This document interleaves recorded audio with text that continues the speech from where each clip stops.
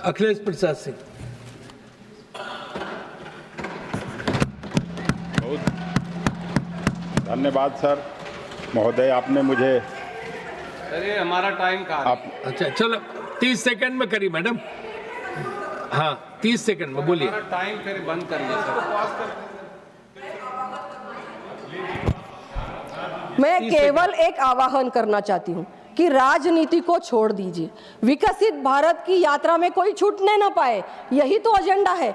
आप भी इससे मत अलग जाइए, आप भी इस विकसित यात्रा में आइए, इस बजट का समर्थन कीजिए और आने वाले समय में हमें जब अर्थव्यवस्था तीसरे नंबर पर लेके जानी है तो जो भी तरीके, जो योजनाएं यहाँ लोगों को अच्छी तरीके से अर्थ व्यवस्था हो इसलिए काम कर रहे हैं तो उसमें शामिल हो जाइए, इतना ही मैं रिक्वेस्ट कर दूंगी। कुंभ की मौत का जो आपने बताया था 800, उसको भी आप ऑथेंटिकेट करके दे दीजिएगा लिख के टेबल ऑफिस को, जो मौत 800 बताई थी ना कुंभ की डेथ टोल।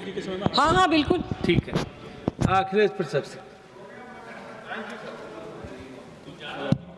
महोदय बहुत धन्यवाद, आपने मुझे अपनी पार्टी के तरफ से बजट पर बोलने का मौका दिया, इसलिए मैं बहुत आपका धन्यवाद करता हूं। मेरे लिए खुशकिस्मती है कि आपके जैसा विद्वान आदमी चेयर पर बैठा है और मुझे बजट पर बोलने का मौका दिया।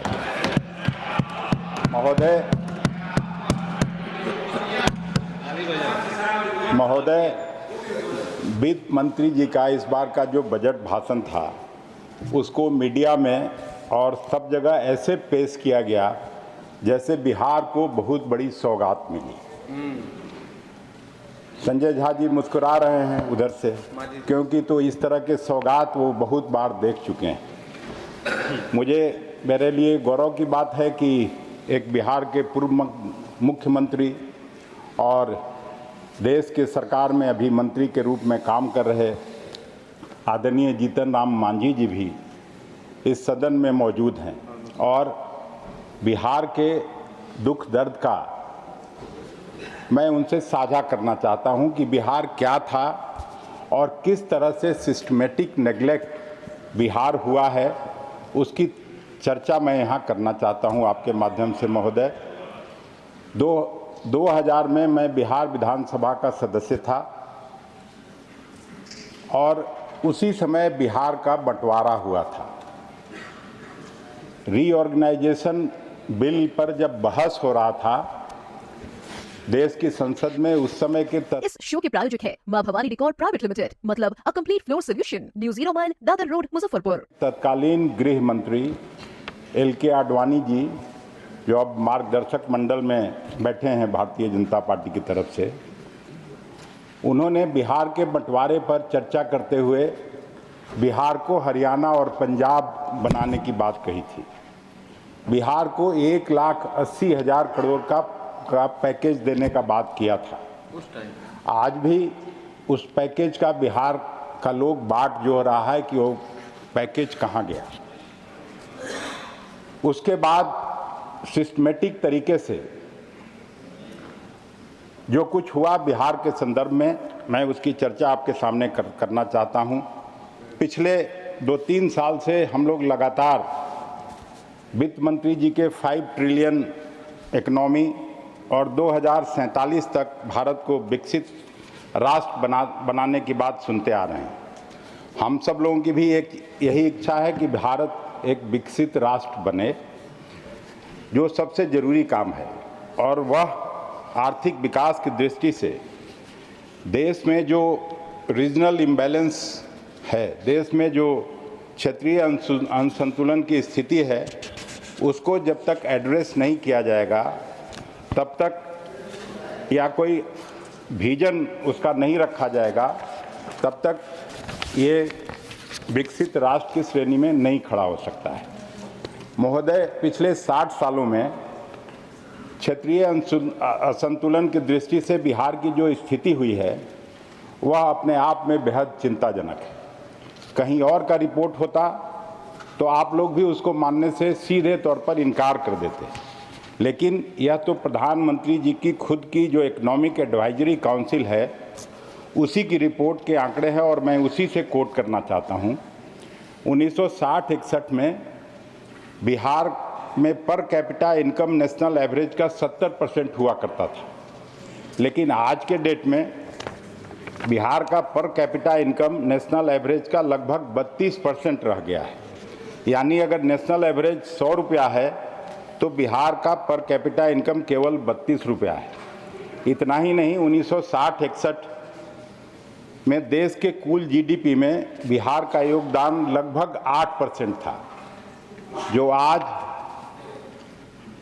मोदी जी के रिजिम में घट के 4% रह गया है। बिहार में निवेश और इंफ्रास्ट्रक्चर पर खर्च की क्या स्थिति है, इसके लिए भी मैं कुछ स्पेसिफिक डेटा सदन में रखना चाहता हूं। सड़कों पर बिहार पर कैपिटा खर्च केवल 44 रुपया है, जबकि नेशनल एवरेज 117 रुपया है। इसी तरह से सिंचाई पर बिहार में पर कैपिटा खर्च केवल 104 रुपया है, जबकि नेशनल एवरेज 199 रुपया है। इसी तरह से नाबार्ड ने खुद अपने एक रिपोर्ट में स्वीकार किया है कि बिहार में बाकी देश के मुकाबले एग्रीकल्चरल लोन का जो डिसबर्समेंट है वो काफ़ी कम है। यानी देश की लगभग 9-10% आबादी वाला राज्य, वहाँ अगर आर्थिक विकास के सभी पैरामीटर पर इतना पीछे हैं तो ऐसे में आप देश को विकसित राष्ट्र बनाने की बात कैसे कर सकते हैं, और कौन इस पर विश्वास कर सकता है। केवल यही नहीं, अगर नीति आयोग की भी रिपोर्ट आप पिछले तिमाही या पिछले 6 महीने का आप देख लें तो जो 28 बड़े राज्य हैं देश में, उसमें प्रायः सभी मानकों पर, चाहे वहाँ स्वास्थ्य सेवा हो, शिक्षा व्यवस्था हो, औद्योगिकरण के मामले में प्रायः या तो 28वें स्थान पर और नहीं तो 27वें स्थान पर बिहार चला गया है। शर्म की बात। मैं इन आंकड़ों के आधार पर केवल इतना कहना चाहता हूं कि बिहार का विकास इस सरकार की प्राथमिकता में कहीं भी नहीं है।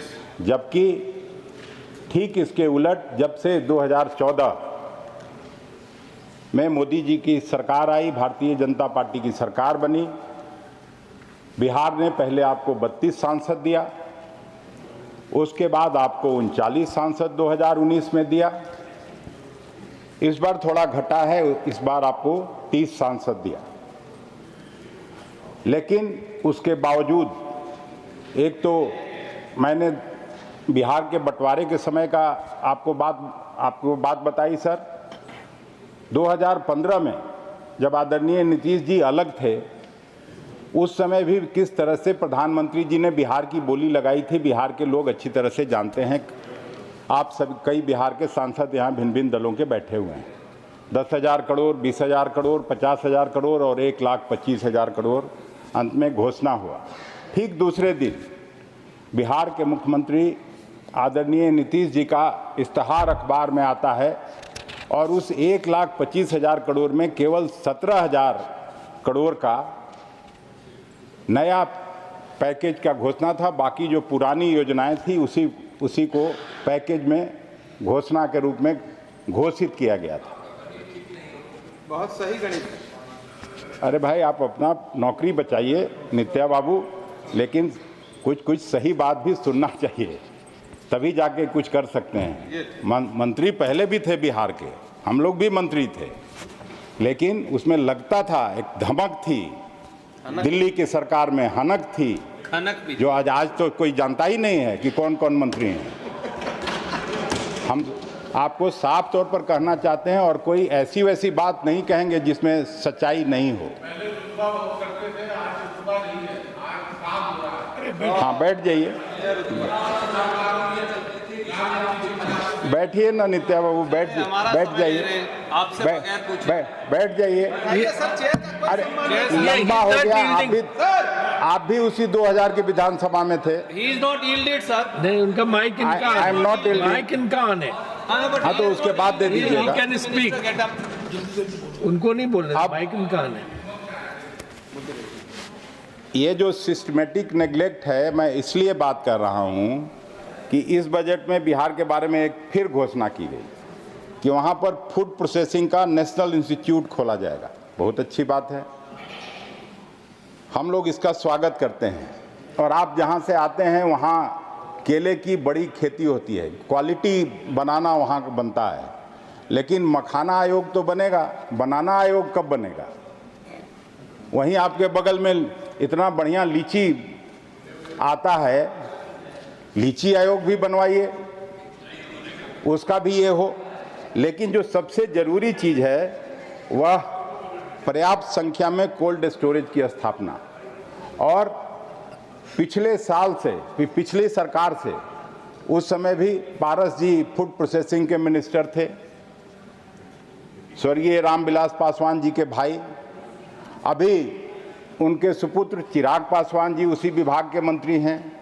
लेकिन बिहार में दूसरे राज्यों की तुलना में कोल्ड स्टोरेज की क्या स्थिति है, इसके लिए भी मैं एक दो आंकड़ा आपको बताना चाहता हूं। शर्म से सिर झुकना चाहिए कि क्या बिहार के साथ हो रहा है। लोकसभा में 11 अगस्त 2023 को एक अनस्टार्ट क्वेश्चन के जवाब में कृषि मंत्रालय ने जो आंकड़ा दिया, एक मिनट सर उसके अनुसार बिहार में आप भी जवाब दे, आपका नंबर आएगा तब आप कोल्ड जवाब स्टोरेज दीजिएगा। की संख्या है 313, जबकि अकेले गुजरात में 1000 से ज्यादा कोल्ड स्टोरेज है। शर्म करो। और उत्तर प्रदेश में कोल्ड स्टोरेज की संख्या लगभग 2500 है। अब एक तरफ तो आप लंबी लंबी घोषणा करते हैं, दूसरी तरफ जो जमीनी हकीकत है और उसमें जितना आप पैसा दे रहे हैं बिहार को, उसके लिए भी मैं एक आंकड़ा और आपको बता देना चाहता हूं। फूड प्रोसेसिंग मंत्रालय कोल्ड स्टोरेज की स्थापना के लिए राज्यों को जो आर्थिक मदद देता है, उसमें बिहार को 2021-22 में मिला 33 करोड़ रुपया, 2022-23 में मिला फिर से 33 करोड़ रुपया, और 2023-24 में यह राशि घट के हो गई 32 करोड़ रुपया। तो यह तो है आपके कथनी और करनी में फर्क, इसको समझना चाहिए। अब देखते हैं कि पहले जो घोषणाएं आप लोगों ने की है, आदरणीय रविशंकर जी प्रसाद जी जब आईटी मिनिस्टर थे तो उन्होंने बड़े जोर शोर से कहा था कि बिहार में बेंगलुरु और हैदराबाद की तरह आईटी पार्क स्थापित करेंगे और इलेक्ट्रॉनिक क्लस्टर खोले जाएंगे। 10 साल बीत गया, लेकिन मेरे ख्याल में एक कॉल सेंटर भी बिहार में स्थापित नहीं हुआ। अब चीनी मिल की बात कर लेते हैं।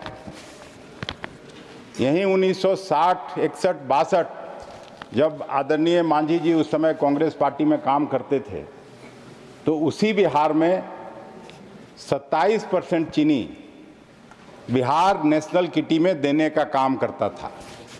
और अभी डबल इंजन की जब सरकार है तो अब वो घट के 2% से भी नीचे चली गई। प्रधानमंत्री जी एक बार मोतिहारी गए और चुनाव के समय में, अभी जैसे बजट आया है, बिहार बिहार हो रहा है, बिहार में बाहर फिर से आ रहा है, तो उसी तरह से वहाँ एक सभा को संबोधित करते हुए उन्होंने कहा कि अगली बार जब मैं आऊँगा इस बंद चीनी मिल के चिमनी से धुआं निकलता रहेगा और इसी चीनी मिल के चीनी से मैं आप लोगों के साथ बैठकर चाय पीऊँगा। आज भी वो चीनी मिल उसी स्थिति में है, कोई चीनी मिल खुला नहीं, कि कोई बंद चीनी मिल के चिमनी से धुआं निकल नहीं रहा है। तो ये स्थिति, इसलिए मैं कह रहा हूं कि बिहार को एक सिस्टमेटिक नेग्लेक्ट करने की जो आपकी राजनीतिक साजिश है, केवल वोट लेना है वहां के लोगों का और फिर बिहार को पिछड़ेपन का शिकार बना के रखना है। और इसके पीछे भी एक बड़ा कारण मैं देखता हूं कि बिहार को सिस्टमेटिकली इसलिए नेग्लेक्ट किया जा रहा है कि वो जो बड़े उद्योग घराने हैं, बड़े उद्योग धंधे वाले लोग जो इस देश में हैं, उनके दबाव में आपकी सरकार काम करती है, आपकी सरकार नीतियां बनाती है और वो लोग चाहते हैं कि बिहार एक लेबर फैक्ट्री के रूप में पूरे देश में काम करे। बिहार के लोग उन बड़े कल कारखानों में बिहार से निकल के आके उन कारखानों में काम करें ताकि उनका उद्योग धंधा ठीक से चलता रहे। इस बार एक ग्रीनफील्ड एयरपोर्ट की भी घोषणा हुई, चुनाव का साल है, 6-8 महीना बाद है। लेकिन वहीं पताही एयरपोर्ट, पूर्णिया का एयरपोर्ट है, भागलपुर का एयरपोर्ट है, पहले से जो काम करता था वो फंक्शनल नहीं हो पाया। एक और मेरे साथी हैं, लोकसभा में काम करते हैं, वो भी लगे हुए हैं कि सोनपुर में एयरपोर्ट हो जाए, लेकिन उस पर कोई विचार नहीं किया जा रहा है। आदरणीय मुख्यमंत्री जी, जब से आपके साथ सरकार चला रहे हैं, लगातार एक बात इमोशनली वो बात करते रहे हैं कि बिहार एक लैंडलॉक्ड स्टेट है। बिहार में लगातार जो बाढ़ की समस्या है, जो सूखे की समस्या है, जब तक आप बिहार को स्पेशल स्टेटस का दर्जा नहीं देंगे तब तक बिहार लो इनकम स्टेट से मिडिल इनकम स्टेट के ग्रुप में नहीं आएगा, बिहार की आर्थिक बदहाली दूर नहीं होगी। लेकिन कभी भी आपकी सरकार उनकी बात को नहीं सुना और हम इस बात को फिर दोहराते हैं। पटना विश्वविद्यालय की मांग भी मुख्यमंत्री जी हमेशा पब्लिक मीटिंग में करते रहे, लेकिन उनकी भी एक नहीं सुनी गई। पटना विश्वविद्यालय जैसा लब्ध प्रतिष्ठित विश्वविद्यालय, जिससे हजारों अफसर निकले, हजारों डॉक्टर बड़े बड़े हुए, हजारों इंजीनियर हुए, जिनका देश में कंट्रीब्यूशन है, लेकिन फिर उसको भी सेंट्रल विश्वविद्यालय का दर्जा नहीं मिला। बिहार के साथ इस तरह का उपेक्षा और अपमान लगातार, आपको इतना विद्वान कहा था इसीलिए आपका टाइम पहुंच था ना, तो 2 मिनट। हाँ, वही कह रहे हैं कि तो देना चाहिए। खत्म करिए। बिहार जैसे गरीब स्टेट के पर इस तरह का राजनीति बंद होना चाहिए और बिहार में जहां नालंदा विश्वविद्यालय था, पूरे दुनिया भर से लोग वहां पढ़ने आते थे। देश की मेहनत, आज ज्ञान की फैक्ट्री बिहार, मेहनत और ज्ञान, बुद्धिज्म वहाँ, जैनिज्म वहाँ, सिखिज्म वहाँ, सबका कल्चरल सेंटर रहा है। और बिहार की उपेक्षा और अपमान आप ज़्यादा दिनों तक करेंगे तो लोग वहाँ के कम इनकम वाले लोग हो सकते हैं, गरीब हो सकते हैं, लेकिन पॉलिटिकली वो सजग स्टेट है, वो आने वाले चुनाव में आपको सीख देंगे, आपको कान पकड़ के बाहर करेंगे। इतना ही कह के मैं फिर से सभापति महोदय आपको हृदय से धन्यवाद करता हूं। हालांकि आपने बीच में घंटी बजा दी, लेकिन कोई बात नहीं, बिहार के साथ इस तरह का अत्याचार आप न तो करिए और न सरकार को करने दीजिए, तभी जाकर इस बजट का कोई मतलब होगा।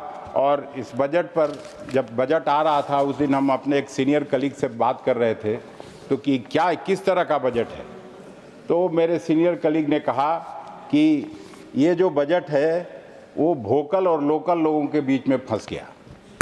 जो 2% लोग हैं जिनको 12 लाख का झुंझुना थमाया जा रहा है कि उसमें नहीं लगेगा, तो उनके लिए तो ठीक है, लेकिन 98% लोग, अरे राजा साहब 98% लोग कहाँ देते हैं इनकम टैक्स, तो ये हम लोग लोकल का भी ख्याल करिए।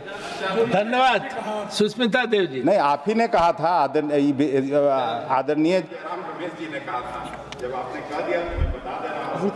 अपने सपनों के आशियाने को दे नई पहचान मां भवानी डेकोर प्राइवेट लिमिटेड के साथ, जो है ऑथराइज्ड डिस्ट्रीब्यूटर ऑफ कजारिया। देश की मिट्टी से बनी टाइल से हम देश को बनाते हैं, और जहां मिलती है सभी प्रकार की Indian and imported granite, marble, sanitary एवं कोटा स्टोन का अनोखा एवं आकर्षक संग्रह।